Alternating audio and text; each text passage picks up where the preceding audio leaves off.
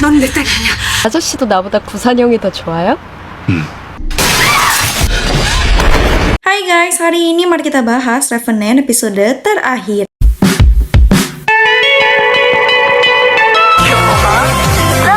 Di episode ini, setelah mereka menemukan benda terakhir, bayangan roh jahat menghilang, namun roh jahat tidak menghilang, melainkan menyatu dalam tubuh Sanyong. Sanyong pun percaya kalau semuanya sudah berakhir dan dia pergi menemui ibunya. Di sisi lain, Haesang bingung saat melihat bayangan roh jahat sudah menghilang. 그림자가 돌아왔어요. Karena bayangan roh jahat sudah menghilang, hal ini membuat Sanyong dan Haesang tidak menyadari kalau roh jahat masih ada di dalam tubuh Sanyong. Di sini Sanyong bertanya pada Haesang apakah semua sudah berakhir. 그럼 이제 다 끝난 거죠. Namun Haesang memberitahu Sanyong kalau dia harus menyingkirkan kelima benda itu untuk mengusir roh jahat sepenuhnya. Di esok hari, roh jahat mulai menguasai tubuh Sanyong, bahkan dia melepas semua foto Sanyong dan ibunya yang ada di dalam rumah. Di sisi lain, ibunya sadar bahwa ada yang aneh dengan Sanyong. Ibunya yakin bahwa yang ada di hadapannya ini bukanlah Sanyong.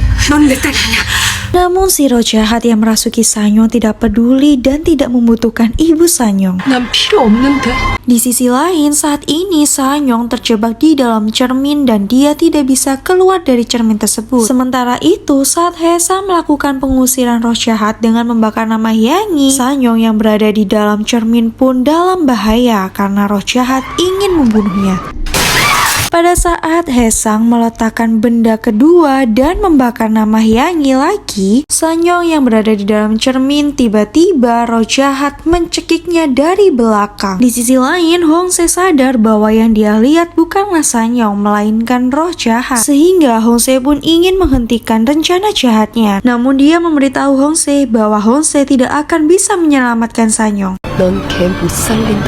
Kembali pada Haesang, saat Haesang meletakkan benda ketiga dan membakar nama Hyangi, tiba-tiba ibu Sanyong menyerangnya karena roh jahat memintanya untuk membunuh Haesang jika ingin menyelamatkan Sanyong. 니딸 살려줄게. Di sini akhirnya Haesang pun sadar kalau posisi Sanyong dan roh jahat berganti. 바뀐 거예요. Dari sini Haesang sadar kalau kelima benda dan pembakaran nama roh ini merupakan metode untuk menyingkirkan bayangan. Dan jika dia tetap melakukannya, maka Sanyong akan terjebak selamanya di dalam cermin. Nah ternyata untuk memusnahkan roh Hyangi, mereka harus menemukan jari Hyangi dan membakarnya. Namun pada saat Haesang dan Hongse sedang mencarinya, ibu Sanyong memberitahu Hyangi kalau mereka sedang mencari jari tangannya. Hyangi tidak tinggal diam, dia pun langsung menjebak mereka berdua. Setelah mereka berdua pergi, Hyangi memasuki rumah nenek Haesang dan mengambil jari tangannya. Saat Hyangi berhasil mengambilnya, tiba-tiba Haesang muncul dan ternyata Haesang sudah mengetahui kalau Hyangi akan menjebak mereka. Lalu Haesang merampas kotak berisi jari Hyangi dan akan membakarnya. Namun saat Haesang akan membakar kotak tersebut, Hyangi mengancam Haesang akan bunuh diri. Dengan begitu, Sanyong juga tidak akan kembali. 이 몸이 죽으면 구산형은 못 돌아와.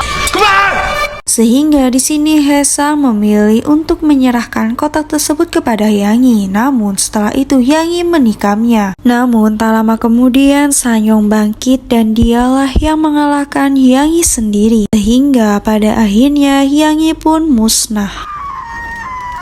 Setelah Hyangi musnah, kehidupan mereka pun menjadi lebih tenang. Dan sekarang saat di acara festival kembang api, Sanyong sudah kehilangan penglihatannya. 살아보자.